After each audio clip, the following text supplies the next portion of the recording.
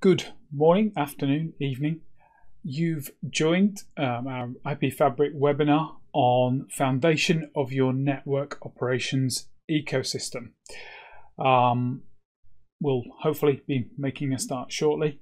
Every organization needs its network in order to directly supply service to customers, to provide simple admin support to processes, for data collection, for content generation, or to connect with suppliers and third parties for support. Now, your network will be formed from one or more access networks, as you can see here in offices or these days perhaps people's homes also. And they'll all be interconnected through a WAN, a wide area network, either private WAN or public across the internet, and that may be a traditional one made of circuits, or you may have software-defined WAN, maybe with overlay networks. And typically, your applications will be hosted in one or more data center locations, or possibly, as more and more are, public cloud. The point there is that each of these network domains will be built on equipment supplied by different vendors, and that your network and its particular combination of elements will be unique to your organization.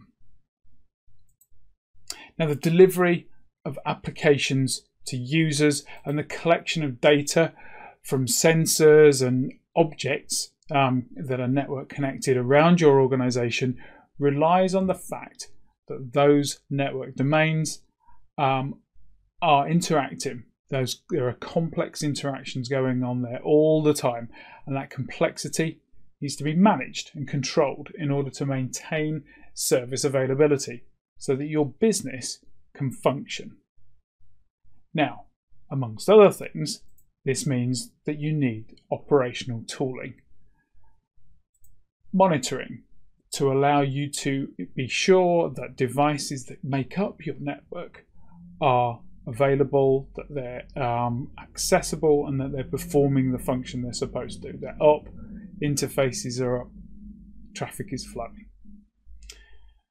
You need to be able to manage events. So should thresholds go over, should devices go down, should interfaces become disconnected, you need to be notified and then be able to follow that up with process to fix that issue. You need to maintain documentation, obviously vitally important from a troubleshooting perspective and a support perspective. That documentation needs to be up to date. You need to know exactly how your network is built and configured so that you're able to troubleshoot. You need to maintain inventory, and the inventory has a wider reach here. It needs to be able to feed into all kinds of ancillary services to be sure that you've got the right software licensing, that you've got support contracts for your network devices, and circuits are circuit rental is looked after as well. And of course, amongst all of those things, you need to be able to communicate the results of that to users, but also to other teams across your organization, so that you're able to ensure that that service information is appropriately dissipated through your organization. Now, that means that all of these elements need to be synchronized. We need to be sure that all of those tooling platforms have access to current and consistent information, so that time isn't spent chasing around, making sure that everything is brought up to date every time an exception occurs.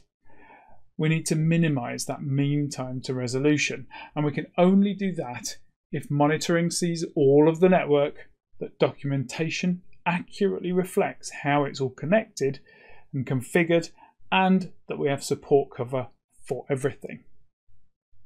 Now, as network engineers, we've been well educated in recent years about just how network automation has many benefits in the implementation of change. We can do things in a templated way, faster, more consistently, and at far greater scale than we used to be able to traditionally. So why wouldn't we use similar techniques to improve our operational visibility? My name is Darren Fulwell. I'm IP Fabric's product evangelist, and I'm a dyed-in-the-wool network engineer, consultant and designer. I've been looking after networks of all shapes and sizes for many, many years. And in recent times, I've been working in the SDN and automation space and had the opportunity to join IP Fabric in early 2020 after realizing just how powerful the platform can be as the foundation for all network operations. Through its automated discovery process, IP Fabric retrieves device inventory, topology, configuration and state data from traditional network platforms like these over CLI, over SDN environments, over API, and soon to be public cloud connectivity as well. We analyze that data, assess functions of the devices, and we establish the relationships at each layer between them, then store them in a multi-model database representing a point-in-time snapshot of the whole network. That information is then made available through our intuitive web UI, which in effect becomes your documentation of your network. It can be searched, it can be visualized to give you a full understanding of how the network is behaving end to end. You can even define compliance rules, which are run at each snapshot, which give an indication that the network is behaving the way you intend it to. Now that web UI is effectively an application that's built on top of a comprehensive API, which gives access to all of the data in the platform. And that can be exposed to external systems.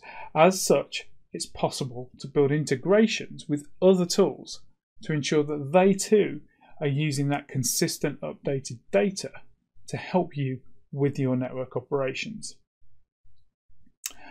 Over the next half an hour or so, we'll have a quick look at the interactive tool to understand the depth of the data that IP Fabric has in its database and just how much toil is saved by using IP Fabric to collect it all. Then we're going to take a look at just what it takes to get information from IP Fabric, and we're going to feed PRTG, the monitoring platform.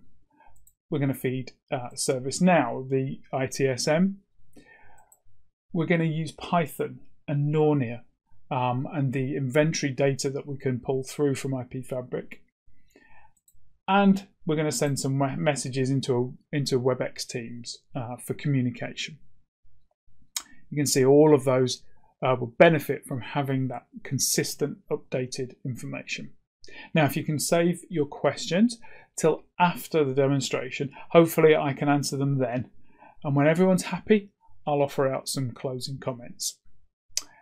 And with that, let's start the demo. Okay, this is the IP Fabric snapshot view. Typically a customer will configure IP Fabric to discover the network once or twice a day into a complete snapshot of the network. It is possible to do subsets and to refresh this data as well in the snapshot in order to verify changes, help with troubleshooting, that sort of thing. But in essence, you've got this automatically generated snapshot once or twice a day. It's a very efficient process. The discovery is all about collecting show commands from devices and that sort of thing through the CLI over an SSH session or a telnet session if you have to. Obviously, that's a very efficient way of collecting the data we're looking for because you collect a large amount of data with a small amount of commands. And so what we then do is take that data and we normalize it, extract the meaning of the information from those commands, parse the output basically, and then we'll put it into our tables, and our tables store that form in a vendor neutral format, so that you're able to recognize the function of the devices and the and the configuration of those devices and the way they're behaving, rather than have to worry about the specifics of configuration syntax for each of the platforms that you've got in your network. As I say, very efficient. The size of the files are very small for the number of devices. In this case, in our demo lab, we've got 600 plus devices, which is storing on disk at about 19 meg, and running, in this case, 11 or so minutes in order to capture all of that information, but not just capture it, go ahead and do all that analysis, and then building a picture of the relationships between all those devices as well. And the first real output from that is the device inventory, and that's fairly straightforward. It's a list of all the devices that have been discovered, and this is not just using CDP or LLDP. This is using all of the protocols that are running on the box in order to determine what devices are adjacent to it. So we'll look at MAC address tables and spanning tree. We'll look at routing tables and ARP entries and those sorts of things. We'll check OUIs of MAC addresses to see whether they're network vendor devices, and so on and so forth. So we're looking at running the full gamut of tests across the state of a device in order to determine what it's connected to, and crawling through the network much the same way that you or I would as a network engineer, trying to work out how all the devices are interconnected. As you can see, there's plenty of data in here, pretty much where you would expect from an inventory. You've got the devices, you understand the management IPs, how you've connected to them, which vendor and platform, code versions, and so on. All of that data is stored here, but it's across vendor, so it's not specific to one vendor or another. We also track through all the individual parts to those devices. So we'll look at the modules that are in a chassis, we'll look at the switches that are in a stack, and so on, and we'll break out all of the individual devices with their serial numbers, transceivers, SFP modules, and so on. So all of that data. And then the next thing really is to understand what the interfaces are on those devices, what they're connected to. And as I say, we'll track through using whatever means necessary to determine, is this device connected to another network device on this interface, or is it not? Is it an end host or a user, for example, or a wireless access point or anything like that? We'll go through, we'll determine what those things are, and we'll track the status of those interfaces. So there's a really easy way to answer questions like, what's my utilization, my switch port utilization like? How many switch ports have I got free left in my data center? We can pull that information very, very quickly from this table. As I say, the other element to that is the hosts. What we'll do here is we'll look at MAC address tables and ARP entries to determine IP addressing of any device that's connected directly to a switch port or a port on a network device generally. We'll track then which interface they're connected to, what their default gateway is, which VLAN they're on, and so on. So we bring in all that data together. We've got the raw data in the system, but we'll apply a layer of intelligence to that in order to break out this kind of a table. Gives us a really good understanding of just how the network's connected together and what is connected to the network.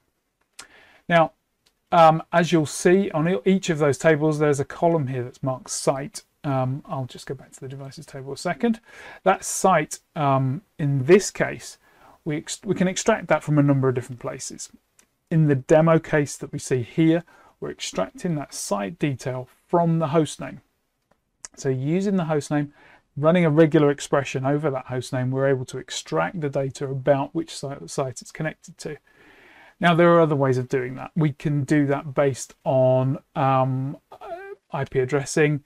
We can do it based on the boundaries, the routing boundaries that are defined in the network. So for example, if we're looking at a particular location and we reach an eBGP boundary where an AS number is contained within a location, and then we change AS number as we come out of that, we'll look at that as a boundary and say, right, okay, there's a site located in our network here.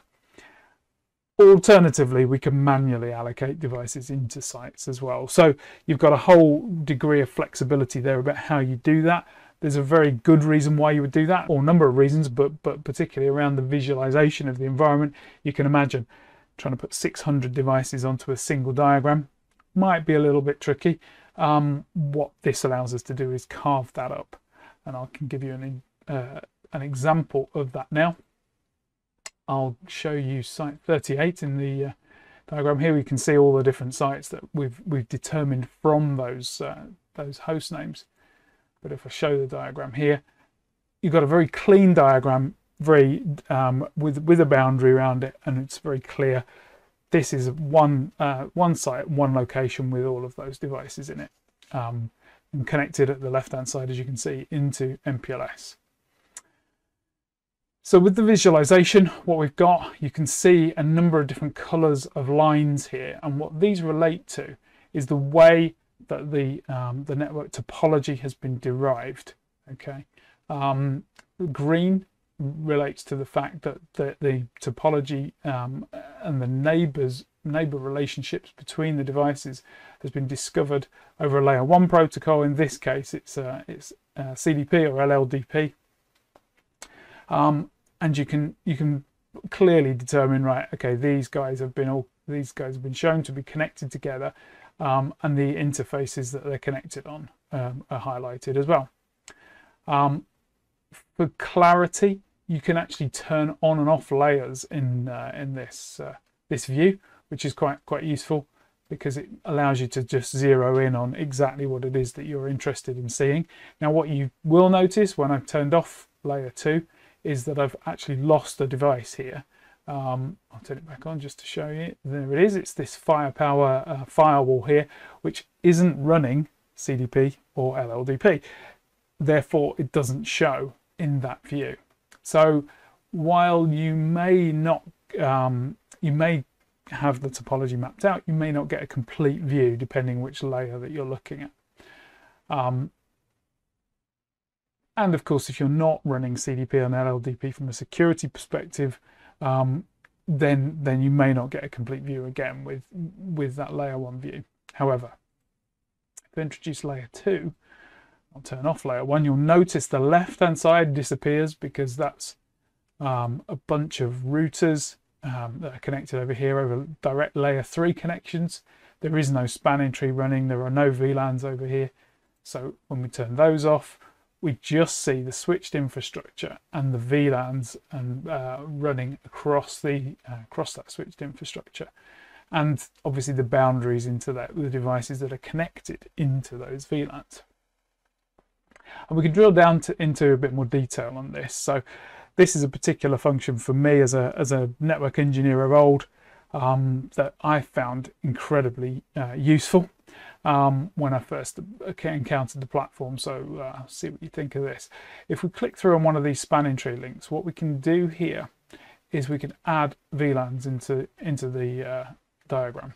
Now, what that will do, initially that looks like it's not really done much, but if you'll see on each of these links now, it shows that there are actually 2 layer 2 relationships between the devices. If I double click on these, you'll see then that we've got the spanning tree neighbor relationship, but we've also got some green arrows, some blobs, and some red ones.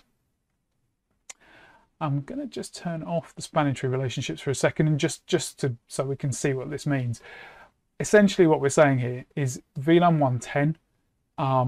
This is the topology for the forwarding and blocking in VLAN 110. So our red interfaces are blocked, and so our grey paths in the network here won't be used for forwarding traffic. Our green interfaces are forwarding, and so the blue lines here are used to forward traffic back towards our route switch, which is down here in the left-hand side. And so you can see you've mapped out here the forwarding topology immediately with no delay or anything. It's done very, very quickly. The number of times I've sat with a pen and paper and had to try and trace this through myself is, yeah, I can count on, well, I'd have to have many hands. This would have saved me hours and hours of work over the years, but you don't have to do that anymore. And this is where we come back to the idea of IP Fabric as a documentation tool, really. The fact is that every snapshot we run, we have this data available to us, and so we're updating this documentation all the time, and you can view it in whichever way you see fit. Just to make the point, I'm going to just re-enable the spanning tree peering a second, and I'm going to add in another VLAN here. And you'll notice now the spanning tree instance shows ×2. Turn off spanning tree peering, the relationships again.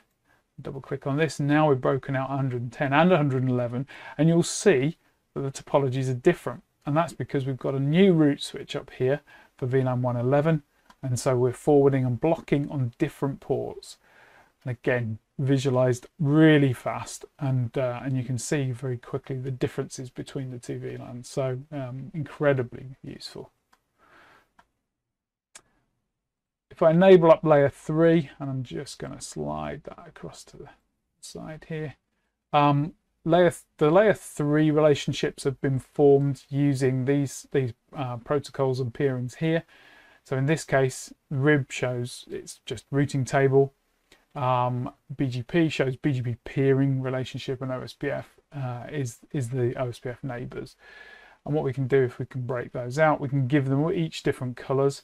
I'm going to turn off the RIB just because that's essentially just a routing table entry. So if you've got static routes, or those are the routes that have been learned from the routing protocol peering, they just clutter things generally if you're focusing in on the routing protocols themselves. So if you look at BGP, you can see you've got AS38, which is for site 38. And we've got AS21, which is our MPLS network. So we're running eBGP between those, very clear. And then our yellow lines here show we're running OSPF between all of the routers in this site. If we notice, actually, we have 11 neighbor relationships here between R5 and R6. Click on that. There we go. We can see them all. And you can see that they're each on different sub-interfaces across here. So what it looks like is when this has been built, a whole load of interfaces should have been passived out and haven't been. So we've got a whole load of neighbor relationships there that we just don't need. Some configuration work there to tidy that up by the look of it. But you can see the kind of detail there that you just wouldn't have had in any other way. Very neat. Now, what that's really shown you, I suppose, is the depth of some of the data that we've got in the network here and in our model that we're able to visualize in this way.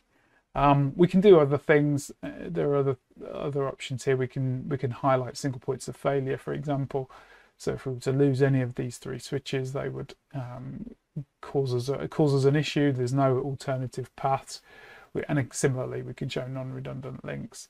The main thing we're demonstrating here is the depth of the technology overview that we have of the network. And if you look through the list here in the menu system, you can see just how much information we've got. We've got information about port channels and VLANs that we've already seen. We've got spanning tree. There's the spanning tree neighbor relationships that we were looking at. If we look further down, we can see information about the routing entries that are in the network. We've got a basically full cumulative routing table for the entire network, so we can specify very quickly where a route is seen and where it's not seen. So if we were interested in knowing, for example, where the default route is pointing to at different points through the network, we can see that very, very quickly. We can also see OSPF neighbor relationships. We can look at BGP peering and so on. So there's plenty here, including multicast, which is something that obviously as a network engineer, a lot of us struggle with, is really understanding how multicast is built and configured and how it's working. this helps a lot with that, because what we can do here, we can drill down into the multicast routing. We can look at sources and the groups that are associated with those sources. So if we click through on, let's say, this one, very quickly get an understanding of exactly how that source is forwarding multicast traffic to the receivers. So these receivers have registered to receive that information from that multicast group, and so as the source sends traffic out to 233.1.1.1, so these devices in the interim forward things on and replicate them where they need to forward that traffic out. There's a sort of handy byproduct of this view here, because what I can also show you is that these are actually devices from different vendors. So this is a Cisco iOS device. This device here is a Juniper VMX. This one is an Arista virtual switch, and let's see, this one over here is a Cisco iOS XR device. So you can see that that vendor neutrality here shows even a complex protocol and technology like multicast, that we're able to visualize that regardless of vendor. We just don't care, basically. Now, the other thing that this is showing is our end-to-end path capability, specifically for multicast. Because we have all the information about the endpoints in the network, we're able to very quickly understand and visualize what paths look like through the network for any application path. For example, we've got a client in site 47. They're trying to access a server on port 80 in our data center site 66.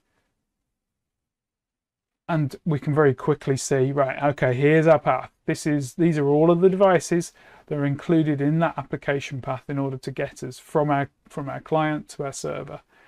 And if I zoom in a little on that, you can start to see just how much information we have got on that path and how that's going to work. Essentially, the pink line here is the connection to the default gateway at layer 3. And our blue line is our forwarding path through the switched infrastructure to get to that default gateway. So we're on VLAN 116, and you can see the inbound and outbound ports here. And if I click through on one of the switches, it actually shows me the forwarding decision that's been taken. So if I just hover over that, you can see it lights up in green. Here we're trying to get to this MAC address. This is our ingress source interface, and this is our egress interface back out towards that destination. And all the tabs across here show basically the information that we need in order to make that switching decision. Those are the interfaces, for example, the MAC address table, and so on. Now that works at layer 3. So if I click through on a router, I'm now making a routing decision. I'm coming from this Ethernet 03.116 as my ingress interface, and my egress is Ethernet 01, which is going out towards L47R3, that router. And that's based on our interfaces and our routes that we have available here. We'll head out towards these two routers, which, so as we enter R3, we've actually got two destination interfaces, because we've got ECMP scenario where we've got equal cost routes pointing to both of those two next hops. As we enter these routers, we've got our forwarding decision here, as you can see, ingress Ethernet 01, egress 00.1133, because we're going out towards this MPLS network, so we're hitting a PE router, so across a circuit, hence the sub interface there. But also we're matching an ACL, so we not only are we looking at forwarding decision, but we're looking at a policy decision as well. That policy decision is saying, yes, I've got an ACL applied and I'm allowing that traffic to pass. You can see there's a whole load of matches there as traffic is leaving that site and heading out into the wider network. We go through into the MPLS network, and here we're able to, for example, look at the MPLS forwarding decisions, and you can see right down to the labels that are using, and the fact that we're sort of switching labels. So we've got 167 will be the label for the VPN, for example. 23 and 16 in this case will be the labels that refer to those next hops. And there's the MPLS switching decision that's made. And then we'll come out into site 66. We've got a bunch of routing goes on initially, and then we can show here the routing decisions made at these two Juniper routers to point towards the Juniper firewall, but also the layer 2 paths to make that happen. So you can see to get from JR6 to firewall 9, it's the next hop, but it's going to follow this switch path to get there. Now, on the firewall, what we're doing, we've got that forwarding decision, but we've also got, instead of an ACL, we've got zone matching rules. And so we can happily understand, yes, these are the zones that are in play, and these are the rules that allow traffic to pass. In this case, we've got a slightly more complex environment, because what we're actually doing is forwarding traffic from those routers to firewall 9, out to firewall 10, then back to firewall 9 on a different VRF to be passed through to our endpoint. And so you can see both of those forwarding decisions there, and the VRFs that are highlighted here. And there are different zone matching rules for those as well. So these are in different zones. All good. And just to prove the point, if, for example, the application owner decides that they want to secure that application and run HTTPS, we can simulate that as well. And you'll notice that firewall has now gone red over here. If I click through on the firewall, you can see our forwarding still is lit green, but our zone matching rules are what have gone red. And essentially what we're saying there is our deny any rule here is basically blocking traffic through. If I go to the zone firewall rules that show in here, put D2 zone, you can see that our rules basically deny SSH, permit www, but only on port 80, and then deny everything else. So we now know that we need, if they're going to make that change, we need a firewall change to match and update that. Now, if that were to happen, if we were to execute that change, what we could do is once it was executed, we can actually refresh the data about the devices in this view once that change has been run, and we can validate that this simulation, through the simulation, that traffic path would then work the way we'd expect it to. So we would be able to validate any changes once they've been made. Okay. So hopefully that gives you a really good feel for just how much data we have in the system and what we've had to do in order to retrieve it and analyze it. Now you could, of course, build scripts and whatever to build that, and you could, of course, build scripts to retrieve that data and analyze it yourself. But why would you go to all that effort when IP Fabric can do that for you, and not just do it for one vendor on one platform, but for your entire network? Now, one more thing I wanted to show you. If we go back to the inventory and into the devices table, you can see all of the tables in IP Fabric look more or less like this. All the data that's collected, the raw data, gets put into this form. What we're able to do here is look at this data and extract it from the system and push it into other platforms potentially.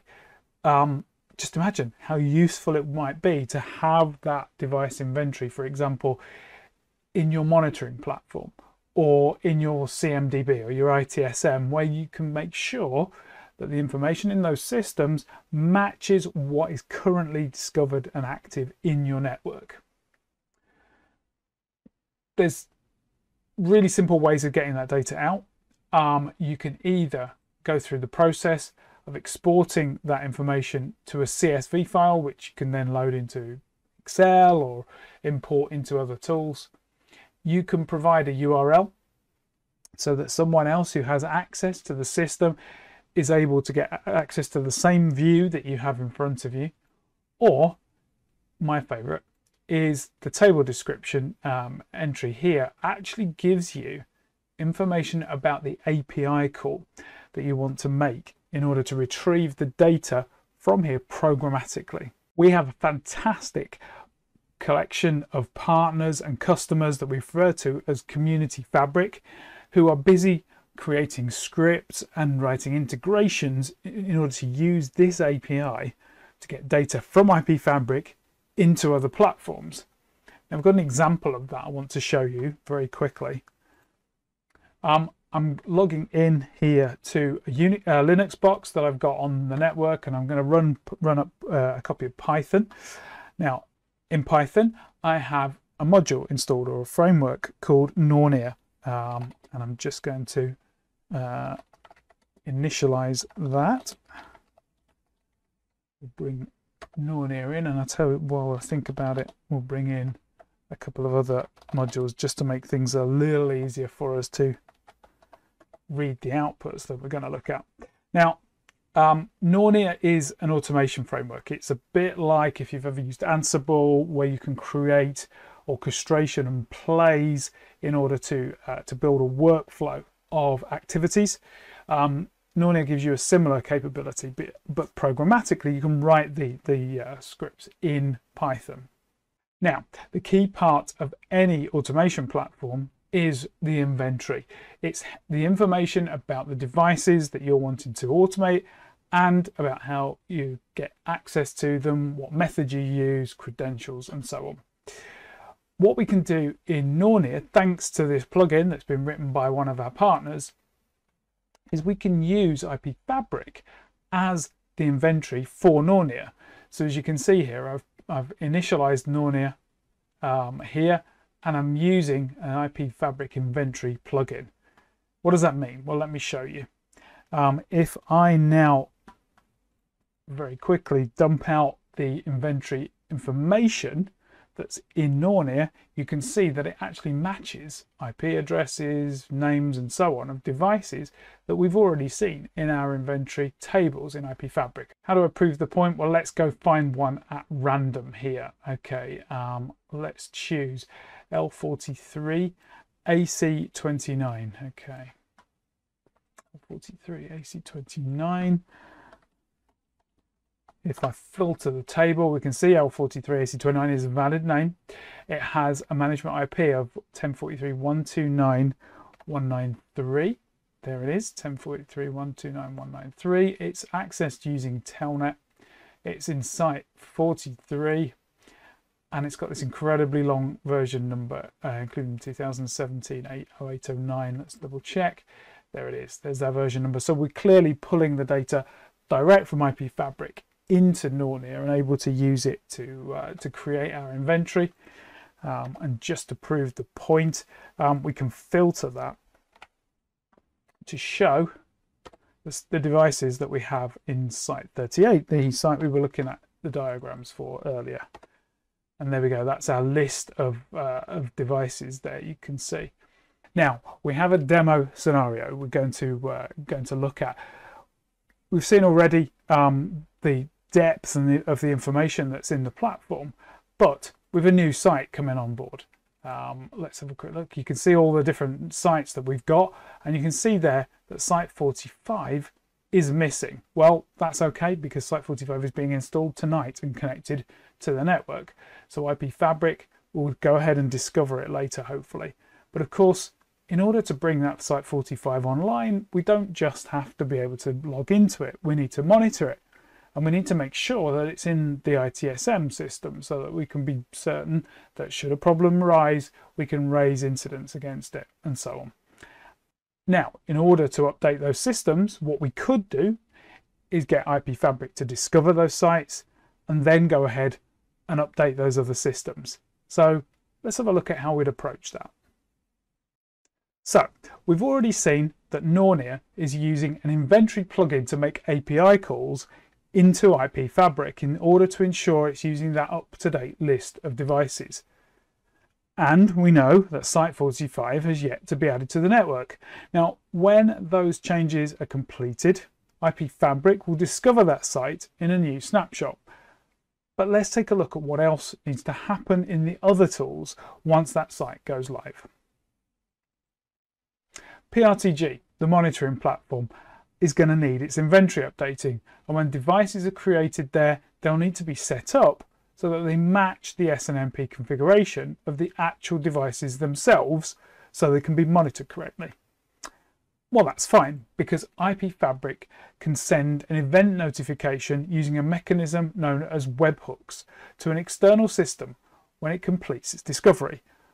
We'll write a Python script which we can use to capture that webhook and act on it.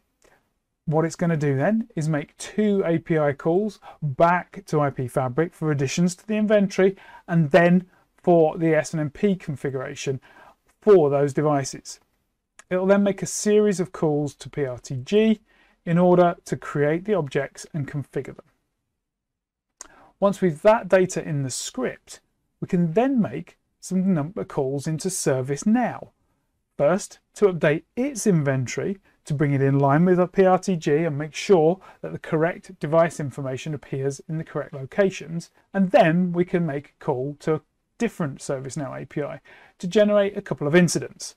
One containing information about updates to PRTG that have been completed successfully, and one with a higher priority which needs some attention to configure devices for SNMP before monitoring can be completed for those devices. Because, as we've already mentioned, we can't have devices on the live network not being monitored. And then for completeness, we can send messages to the WebEx team room where the support team hang out to make sure that they know that those incidents have been raised and that some actions have been taken. Let's see that in action. So, our change is completed. Our network engineers have installed all the devices into Site 45. They've connected them up, powered them up. And so now we need to get IP Fabric to go search for those things, those devices, discover them, and build them into the latest snapshot. So we'll open the snapshot window. We shall then load the snapshot with that detail in it. And while that's loading, we'll start the webhook handler program on the other side here in order for it to go ahead and deal with that information as it becomes available. Okay, so this Python script is using something called Flask, which is a web server which basically enables us to send it the webhook request. We can then act on the contents of that webhook, and we'll see that happen in a second. While that's busy doing its discovery, I'll just very quickly show you the tabs with the other systems in it that we were talking about before. So here's PRTG. PRTG, you'll notice, is very empty. There's nothing in here other than this template device. PRTG is a bit of an odd one. In order to create new devices, we need to duplicate a template one.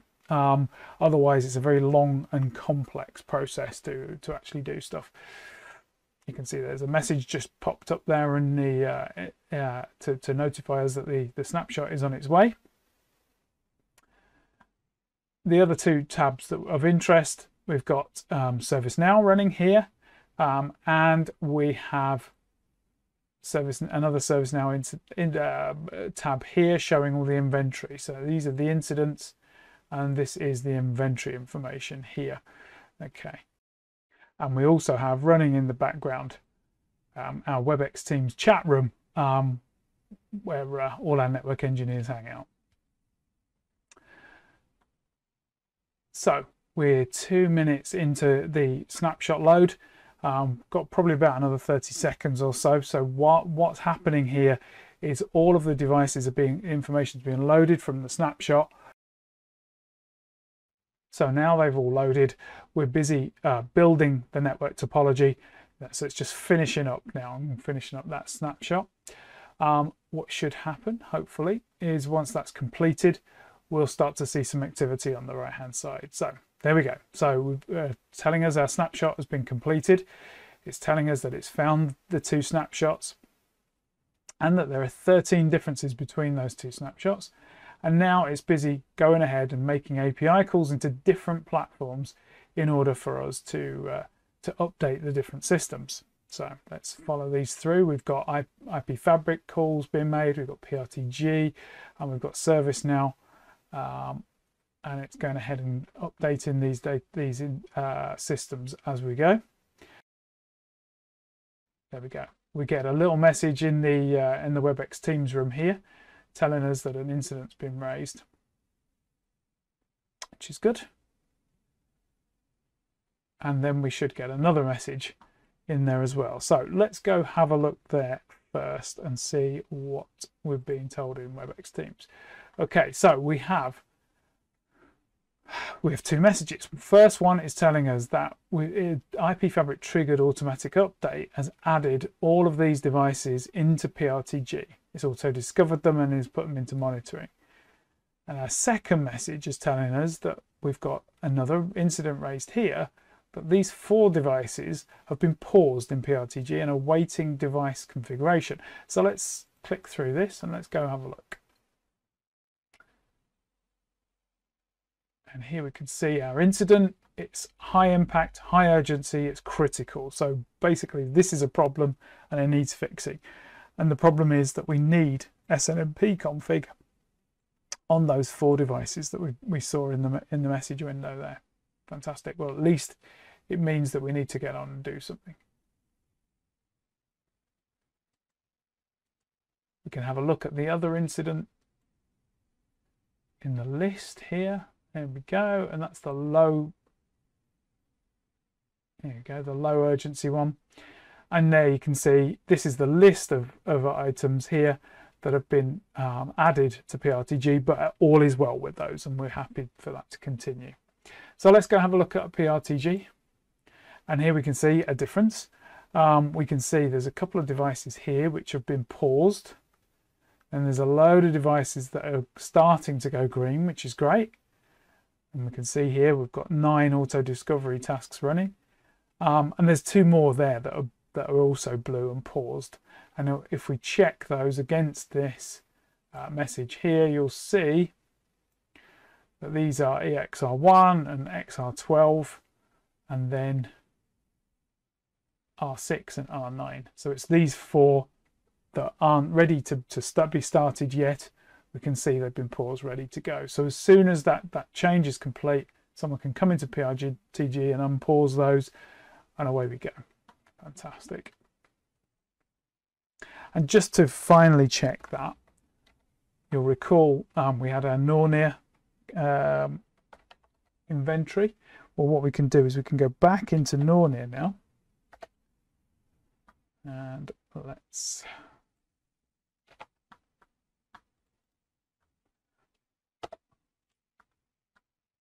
reinitialize Nornir with our IP Fabric inventory plugin. Again, we can just check to make sure that we'll check to make sure our inventory is good. There's our inventory. And now we can filter on site 45. And we should see a list of the devices that are in site 45. There we go, showing up in the platform. And that information, if we go through to the inventory in IP Fabric itself, we can select site 45 and we can see those same devices here. All of the sites have been synchronized between between Nornir and ServiceNow and PRTG. So that's just an example of the power of the API and the data in the platform. Let's take a look at any of the questions that have come up along the way. Just have a look here.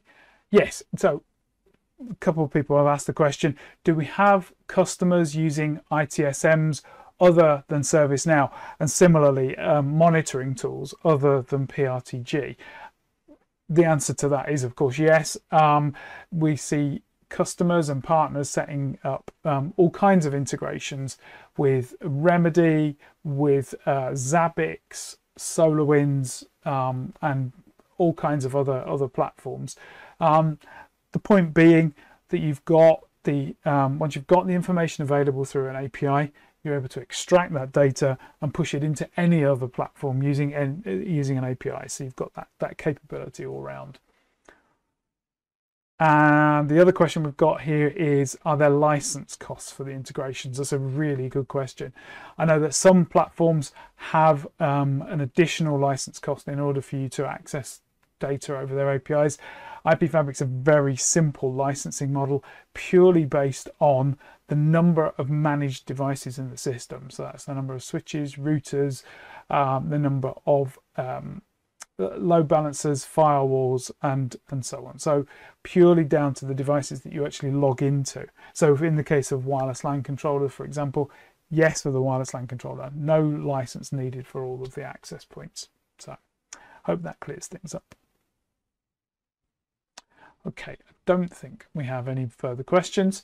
So what are the takeaways from today's session? Well, it's pretty straightforward. IP Fabric is that source of deep, rich network data that really allows you to get to understand what's going on in your network. Through an interactive user interface, you're able to query that. You can search it, you can visualize exactly what's going on there. You can build compliance rules to make sure that your network is behaving the way you would expect it to. But also you can access that data programmatically through an API, and a webhook capability allows you to trigger events outside the system, and you can use that to kick other scripts off to access the information in IP Fabric over API. And the whole point of the integration process is that ability to map information that comes from IP Fabric over its API into the API calls and requests into other systems. So you're able to transfer data as it's relevant, but it's up to date and accurate based on the live network into those other platforms. I hope that's been useful for you today. Been good fun going through that demonstration, obviously, and I want to make sure that you're aware that if you log into our website ipfabric.io, you're able to pick up a trial there or register for a trial. We can arrange to do a demonstration for you directly, or if you're interested in taking it further and into a proof of concept, if you speak to our sales folk, they'll be able to set you up with that. We normally take 2 weeks or so to do a full proof of concept to really make sure you understand the value that you can get from the platform. Thank you very much for staying with me this long, and appreciate your time, and hopefully see you again at the next webinar. Thank you.